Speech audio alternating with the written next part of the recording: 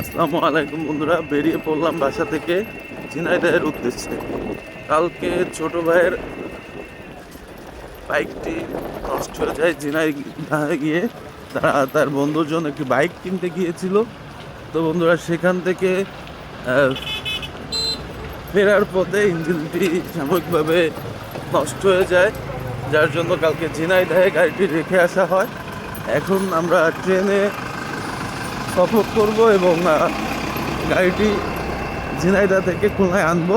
সঙ্গেই থাকুন বন্ধুরা। ঘাট থেকে কে অথবা নৌকায় উঠে পড়লাম।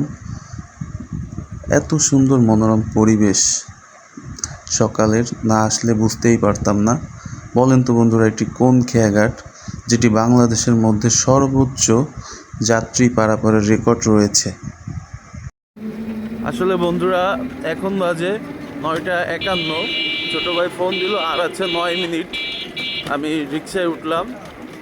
জানি না ট্রেনে ঝিনাইদহ যাওয়া হবে কি না। মামাকে বললাম, রিক্সাওয়ালা মামা উড়াদুরা টান দিচ্ছে রেল স্টেশনে যাওয়ার জন্য। দেখি ট্রেনটা ধরতে পারি কি না। বন্ধুরা, আসলে দেরি হওয়ার একটা অন্যতম কারণ আমার একটা বদ অভ্যাস। কোথাও ঘুরতে যাওয়ার কথা শুনলে আগের দিন রাতে ঘুম হারাম হয়ে যায়।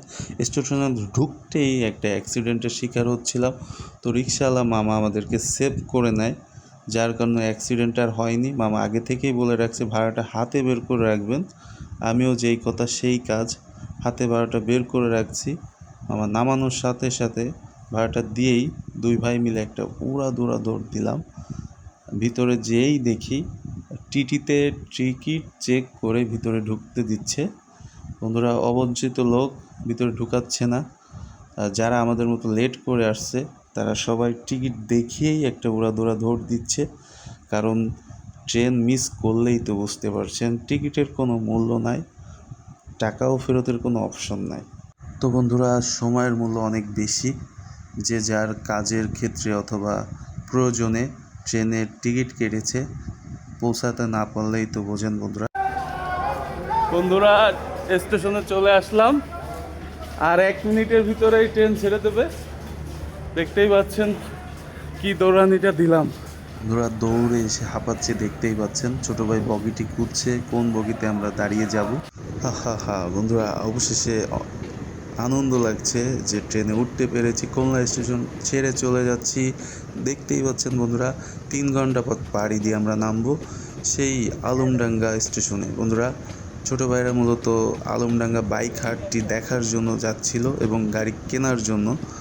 তো 3জন মিলে যাওয়ার পথে আলমডাঙ্গার ঠিক 20 কিলো আগে ঝিনাইদহ থেকে আসতে গিয়ে গাড়িটি নষ্ট হয়ে যায়, সেখানেই যাচ্ছি।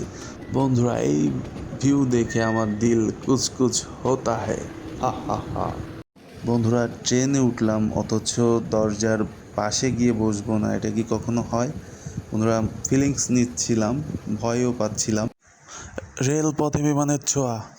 অবশ্যই বন্ধুরা, রেলপথে বিমানের ছোঁয়া। দেখতেই পাচ্ছেন 78 স্পিডে চলছে। সময় বিশেষ আবার 80-85 স্পিডেও চলতে দেখেছি। বন্ধুরা, দেখতে থাকুন, সঙ্গেই থাকুন। বন্ধুরা, আসলে ট্রেনে উঠে এক ডিজিটাল ভিক্ষুক মামার সাথে আমাদের পরিচয় হলো। তার অ্যাকশান অ্যাটিটিউড আপনাদেরকে দেখাবো। তার দেখা দেখি, তার সুখটান দেখে আমাদেরকে খুবই আগ্রহ হলো ট্রেনের পাশে যে ফিলিংসটা রয়েছে সেটা নেওয়ার জন্য। পরবর্তীতে আমিও ওখানে ফিলিংসটা নেওয়ার চেষ্টা করব।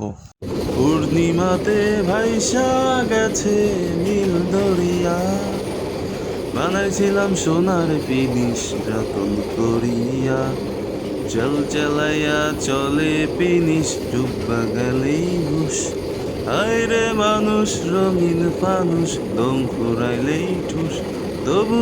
বন্ধুরা, এক অন্যরকম অনুভূতি। যারা নেক্সট ট্রাই করবেন অবশ্যই সাবধানতা অবলম্বন করবেন। আমার তো ভয় ভয় লাগছিল, গাছের সঙ্গে বাড়ি না খেয়ে আমি থেকে যাই। চলে আসলাম আলমডাঙ্গা রেল স্টেশনে। বন্ধুরা, দেখতেই পাচ্ছেন। তবে পূর্বের আলমডাঙ্গার স্টেশনটির রূপ ছিল আরও সুন্দর। মেরামতের কাজ চলছে বন্ধুরা। খুব শীঘ্রই পার্ট 2 নিয়ে আপনাদের সঙ্গে দেখা হচ্ছে। সে পর্যন্ত সবাই ভালো থাকবেন, সুস্থ থাকবেন। আল্লাহ হাফেজ।